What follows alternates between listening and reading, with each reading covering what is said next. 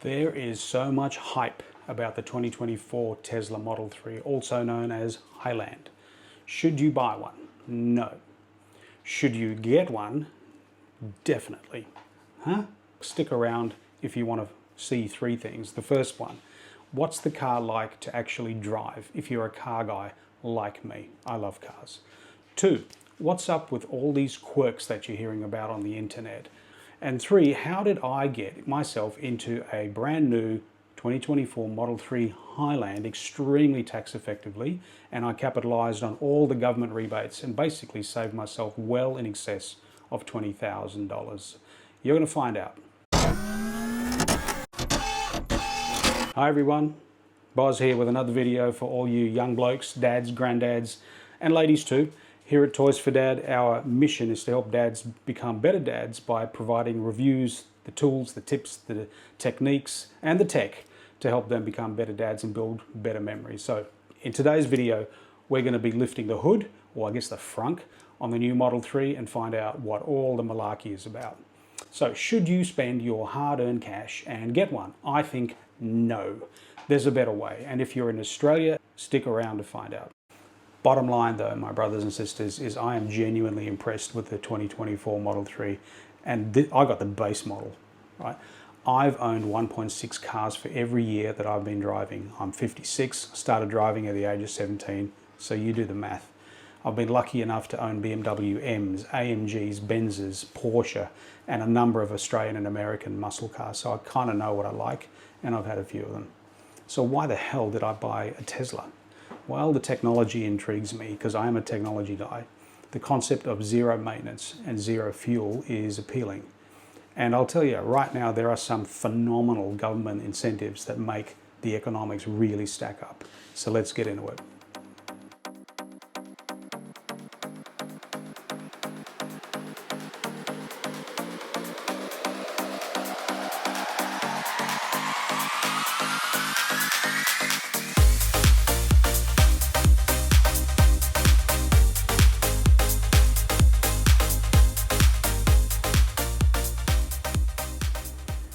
First up, what's it like to drive? Well, as I said earlier, I've owned a lot of cars spanning Australian, European and American performance cars, and I do know what I like.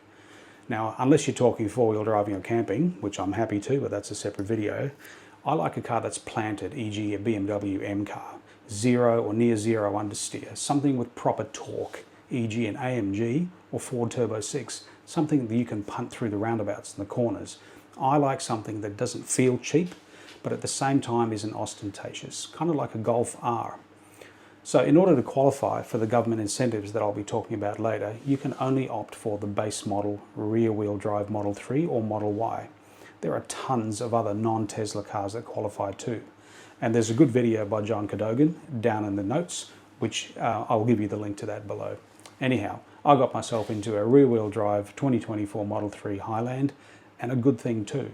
This little car is an absolute gem. It's glued to the road due to its low center of gravity. It's a ripper through the roundabouts, given its rear-wheel drive and handles like one, and it's got a ton of torque available from standstill, as do all electric motor-driven cars. So in terms of driving, it earns 3 De Niro nods. I challenge you to take one for a proper test drive. If you like a driver's car, you'll be mightily impressed. Now, it doesn't have the stupid levels of performance like you get in the performance models or even the long range, but those cars are priced above the incentives that we'll be talking about later anyway. Talk about styling. So the styling has been updated front and rear. Now I think the older front end styling on the Model 3s and Model Ys kind of looks like the front end of a fish. For the 2024 model year, however, they updated the profile of the headlights and the bonnet to make it look a bit more purposeful and a bit more blokey. The taillights have also been updated to look a bit sharper. Now, I don't know about you, but I reckon this new generation Model 3 isn't a bad looking car at all. Finally. They've also done a ton of work on sound deadening and a massive upgrade in handling and in harshness over the previous model. So it actually feels German to drive, and that's a good thing. Just between us boys, one thing I really don't like about the car are these arse-ugly wheel covers. Makes the car look cheap, and underneath it, apparently, there are some really good, nice looking and high quality NK alloy wheels. So we're going to have a look. Let's do it right now.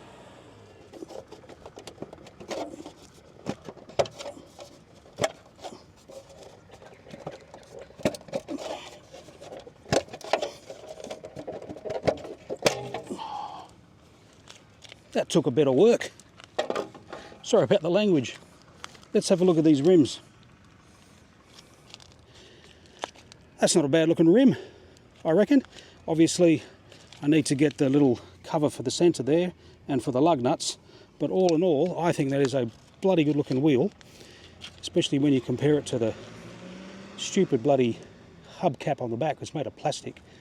All it took was a little bit of elbow grease to pull that puppy off, and I'll be pulling the other three off in due course. Let's talk about the quirks. Well, there's three things to mention here. The regenerative braking, also known as one pedal driving, the removal of the indicator stalks, and the moronic removal of the gear selector. Really, Tesla, what the Someone put the engineers back on a leash, please. Regenerative braking is actually awesome once you get the hang of it. Now, you'll need to change your driving style a bit as the car doesn't coast per se, but it's bloody efficient and it recharges the batteries while you decelerate. It also smooths out your driving style, which is a good thing. The indicator stalk, however, is being removed and replaced by buttons on the steering wheel. Well, this, my friends, is over-engineering. Nothing wrong with indicator stalks, and by the way, the stalk stays in the same spot regardless of how far you've turned the wheel, for example, in a roundabout. Tesla engineers must have gone to the pub for lunch that day. And moving the gear selector from the column to the screen, really? And in the roof? What? Well, the local weed dealer must have had a 2-for-1 offer in the Tesla rear car park that day. That's all I've got to say on that topic. And look, the final point on this is not the worst of it. The car knows which way you're likely to go, front or rear, when you're moving out of park. That, my friend, sounds like my wife. The economics of owning a Model 3 in Australia. By the way, disclaimer, this video is for entertainment purposes only and does not constitute financial advice. That's the last thing that you need from me.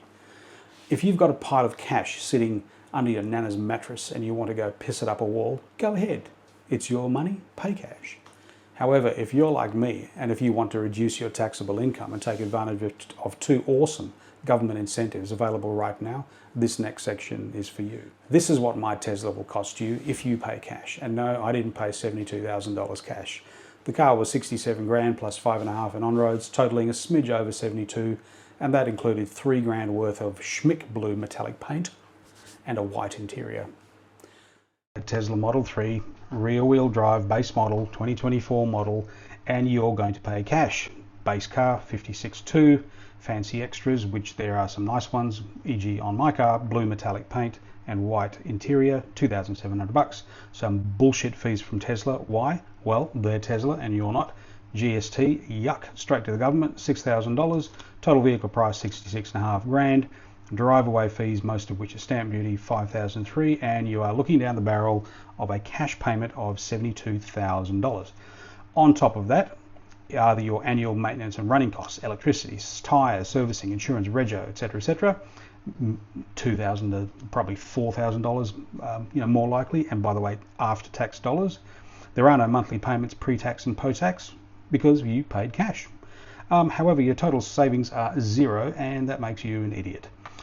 The only thing you've got up your sleeve is a $3,000 to $3,500 state government incentive, unless you're in Victoria, Northern Territory, Tasmania or New South Wales, in which case you are shit out of luck, and more on that later. So let's say you want to take a bank loan, and if you're lucky, you'll get it at 10%. The car's still going to cost you $72,000. Why? Because you didn't have any leverage at all, and again, that's also paid in after-tax dollars. You're still paying $2,000 to $3,000 or $4,000 in annual maintenance and running costs.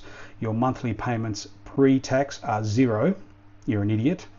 All your payments are post-tax, and it's $1,250 on the amount of $72,000. Your total savings on that, of course, are zero. Again, you're an idiot, and you may, however, have your state government incentive to make you less of an idiot. Let's talk about novated lease. This is where it gets interesting, my friends. So the purchase price of the car is not the same. It's pretty much $6,000 cheaper. Why? Because you have zero payable on GST via that imputation credit that I mentioned before. So you're financing $65,900. not $72,000. So right off the bat, you're getting $6,000 off. Now, your annual maintenance and running costs, again paid in pre-tax dollars and GST free, are going to be $2,000 to $4,000. Your monthly payments pre-tax, including annual maintenance and running costs, are going to be under $1,000, right? So you are way ahead already. Your monthly payments post-tax are zero because you're a freaking genius and you took it out on a novated lease. So your total savings over about 3 years, you're knocking on the door of $22,000 to $32,000 depending on your tax bracket, and I'll tell you more about that later. And by the way, you still have the state government incentive. So good for you, you're a happy chappy. Let's talk about state government incentives. In WA and South Australia, they're pretty generous, right? Now, there are terms and conditions on all of these, and there are links to each state government incentive in the description of this video. I encourage you to have a look. Victoria and New South Wales, you're shit out of luck, right? Their rebates have closed. They were about $3,000. In Victoria, you still get a $100 discount on your registration. They threw you a bone, but small bone. Queensland, you are a happy chappy, right? Minimum $3,000 to maximum $6,000 cash back rebate. It's still open and there's a lot of them. So that's the state to be in, quite frankly, at least if you want an EV rebate. And there's plenty of them left, right? Normally there are a set number of rebates. In WA there were 10,000 and we're less than halfway there, but I encourage you to move quick. Tasmania, $2,000 cash back, but there weren't that many available to begin with. Northern Territory, $1,000 cash back, but there were bugger all available to begin with. And in the ACT, the only thing that they give you, they throw you a bone on stamp duty. They wipe out stamp duty, which is pretty good, and 2 years free rego. So there are definitely some viable state incentives in addition to the fringe benefits tax federal exemption for novated leases. Now let's talk about that. So here are the rules. So for your fringe benefits tax, first the car needs to be an EV or a plug-in hybrid EV, noting that the plug-in hybrid EVs stop at the end of July 2025. They will no longer be giving FBT exemption on vehicles post July 2025, so be careful. It needs to be new and in use after the 1st of July 2022. So if it's a 21 model Tesla or whatever, then it is not eligible for the FBT exemption. Most importantly, and this is the really, really tricky one, it needs to be below the luxury car tax threshold for fuel efficient vehicles, which right now, time of this video, which is February 2024, is $89,332. If your car is 1 cent above that threshold, you are ineligible for FBT exemption on a novated lease. And by the way, the car can be new or used. I will put that ATO website link in the description to this video as well. Now, clearly, the more you make in terms of taxable income, the more you pay when it comes to marginal tax rate. The inverse also applies when it comes to the savings on the FBT exemption. So if you're earning over $180,000 a year, the savings that you'll be getting through the FBT exemption will be greater because you'll be dropping your effective tax rate. Here's what made me bite the bullet and get one. The first was an incredible government incentive for EVs on novated leases where the fringe benefits tax is abolished. That means you pay for the entire car and all running costs completely with pre-tax dollars. It's awesome. The second is a state-based $3,000 plus cash incentive. Now you'll see pretty quick, the novated lease option is highly favourable and is worth tens of thousands of dollars in your wallet. Paying cash for a Model 3 means, well, paying cash. You're a schmuck, but hey, it's your money, do what you want. At least you can claim the state rebate. Taking out a bank loan or whatever is a bit dumb because you're using after-tax money to make the payments and you have to pay GST on the car and you have to pay for all car-related consumables plus GST, all in after-tax dollars, cha-ching people. And then there's the novated leasing option where you basically get the GST back. This is via an imputation credit. Don't ask me, ask your CPA. And depending on your salary, you get a huge tax break by paying for the car and all running costs completely with pre-tax dollars, reducing your taxable income. Put your hand in the wound and call me Jesus. Hallelujah, brother. Now, I'm not going to get into the detailed explanation of a novated lease. I've chucked a link to a video below where John Cadogan does a pretty good job of that. But mark my words, for EVs in particular, right now, it is a brilliant way to pay for the car and take a chunk off your taxable income at the same time. Novated leases are piss easy if you're an employee. They're a three-way contract between you, your employer, and the finance company, allowing you to use pre-tax dollars to pay for a portion of the car, except in the case of EVs and plug-in hybrids, it's 100% paid pre-tax. Amazing. Can you say tax break?